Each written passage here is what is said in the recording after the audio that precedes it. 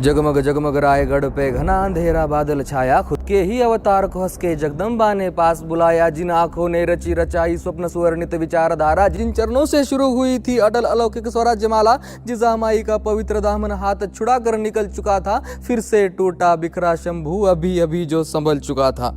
पूछूंगा मैं प्रश्न कही अब दे जवाब, पर सोच दो बार मिले न उत्तर यदि तुझे तो झूठ ये तेरे नीच विचार। कर चरित्रहीन संभाजी राजे, कर स्त्री का ना सम्मान उन्हें तो दे दो कोई सबूत पुख्ता। मत्सर का ना हो गंध जिन्हें, बनी बनाई कहानियों पे इतना ना विश्वास करो। कहते क्या खुद शंभू राजे, इसका खुद अभ्यास करो। जो लिखे नारी की मोहकता, उस चरित्र पे क्यों दाग लगे। कदमों से शुरू कर रची नक्शिखा, फिर क्यों जहनों में आग लगे। कोई कहे व्यसनी राजा, कोई नशे में धुत युवराज कहे। कहने वाले कहे कुछ, अब हम भी तो एक राज कहे। बुध भूषणम पढ़ो कभी, जो थी खुद शंभू रचेत। व्यसना नीच सर्वाणी भूपति परिवर्जयेत। चाहे जितने दाग लगा दो, चाहे जितनी आग लगा दो, जलकर अवनी भस्म हो जाए। भस्म को उस सब कौन जलाए। प्रहार करे तो धरती कांपे, कड़कड़ता वो वज्र है शंभू। भस्म का जो श्रृंगार करे, वो महादेव का रुद्र है शंभू। राजनीति के षड्यंत्रों का चक्रव्यूहता रचा जा रहा, गैरों को अपना कहकर शंभू उसी जाल में फंसा जा रहा। नियति ने उठाया धनुष तभी और किया वारता एक घनघोर। तीर इस कदर घुसा हृदय में, बिखरे टुकड़े चारों ओर। रायगढ़ की पनाह में राजे ने अंतिम स्नान किया। छत्रपति को ले जाने मानो शिवजी ने प्रस्थान किया। भर आए थे नेत्र सभी के, धरती अंबर पवन समंदर। अंतिम दर्शन हुए सभी के, गुड गुड कर अंदर ही अंदर। शौर्य हिंद शिव छत्रपति दशरथ की भांति तड़पे थे। पुत्र की अपनी राह देखते पिता दीद को तरसे थे। राजा की होती व्याकुलता को रंकों ने धिक्कार दिया, पर निश्चित अनजाने में उन्होंने मृत्यु को ललकार लिया। और कोमल मन से माफ करने वो शंभू है प्रभु राम नहीं, जिसे क्रोधित कर पछताया तू, अवतार वो परशुराम का ही। निजी घृणा के अहंकार में कपट की ज्वाला पनपी थी, और अल्पमती उन षंडों की वो चाल बड़ी ही गंदी थी। एक साथ बेईमान बोल उठे बगैर कोई शर्म धरे, क्यों न बेखबर संभाजी को पन्नाला पे कैद करे। पर सेनापति सर लश्कर हम्बिर ये नाम मात्र ही स्वेद छुड़ाए। मजाल किसी की इनके सम्मुख कोई संभाजी को हाथ लगाए। 100 सुनारों की आघातों को ये लोहार ही काफी था। दुश्मन भी मौत की दुआ करे जब नाम सुने इस बागी का। औरंगजेब खुद जिक्र करे जब जब वो काटता जाल बुने। इंसान नहीं शैतान है वो, जो खड़ा सिवा की डाल बने। झूठ फैला इतिहास मैला कर, घृणा गोद में स्वार्थ सहला कर। कई कटकपट रचे जा रहे, कुर्ब काकते गीत गा रहे। यही बात है वक्त वक्त की, मरहट्ठों के स्वर्ण तख्त की। जितने शत्रु ना युद्ध में रण पर, उतने तो विभीषण कदम कदम पर। सेनापति से सहमत सभी ने उसी बीच प्रस्ताव किया। अगर पिता पश्चात तख्त हिंद को संभाजी ने छत्र दिया, पर राजे के लायक होने की शंका शंभू के जहन में सुलगी थी। शिवाजी आखिर वो नाम था जिसमें शिव की प्रतिमा छलकी थी। उस शिव के आसन में बैठना इतना भी आसान नहीं, और रुद्र को शायद रुद्र होने का हुआ अभी तक ज्ञान नहीं।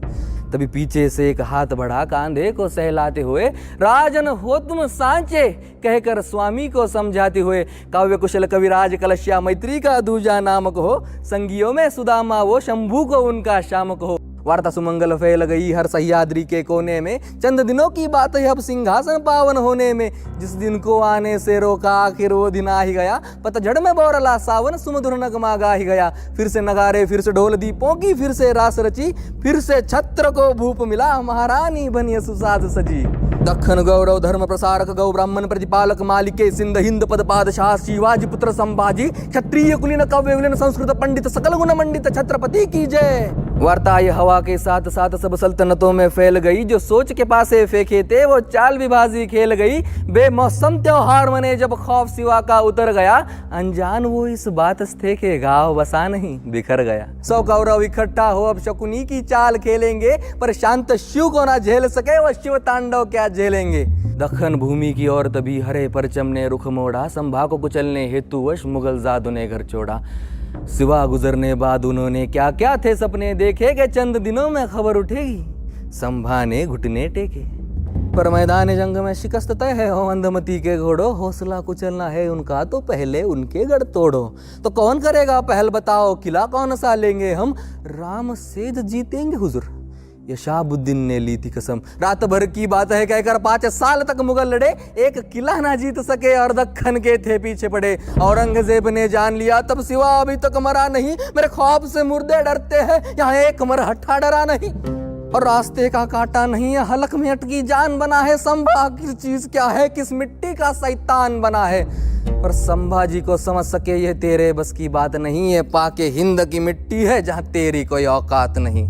वहां निकल चुके थे संभाजी गनीमों पे अपनी नजर गड़ा। 9 साल से दुश्मन का अपराध शिव धनुष्य जब ये तीर उड़ा, मैसूर तमिल बंगाल बिहार से आंध्र प्रदेश की सीमा पार कर फतेह मुकम्मल दौड़ रहा शिवाजी का भगवा सरदार। 9 साल लड़ा, 9 साल बढ़ा, 9 साल से सीना तान खड़ा, 9 साल से औरंग जूझ रहा, बस एक फतेह की आस लिए। 9 साल दुआना दर्ज हुई, तस्बीह है इबादत पास लिए। यहाँ जमी पे बैठा हाथी कैसे रोकता उड़ते परिंदे को, वो खुदा भी कैसे खारिज करता इस नेक खुदा के बंदे को।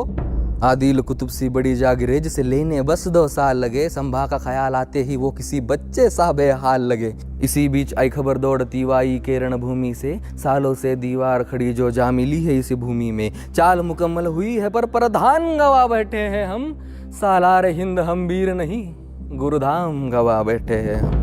सरलश्कर पश्चात मची हलचल मुगलों के डेरे में, अब संभा की खैर नहीं, लो फंस गया मौत के घेरे में। पर हुजूर जब भी वो सामने आया हर बार उठे जनाजे है, औरंगाबाद बुरहानपुर के जख्म अभी भी ताजे है। इबलिसों की फौज हुजूर सर कफन बांध हो दौड़ी थी, ऐसा लूटा तब संभा ने लंगोट तक ना छोड़ी थी। तभी बड़ी बेहुदा सोच के चलते औरंगजेब ने हुक्म दिया, उम्मीद भी क्या थी उससे जिसने रिश्तों को जिंदा दफन किया। सीधे मुंह मैदान जंग 9 साल से ना हम जीत सके, अब दुखती नस पर हाथ रखो जो दिल पर उसके बीत सके।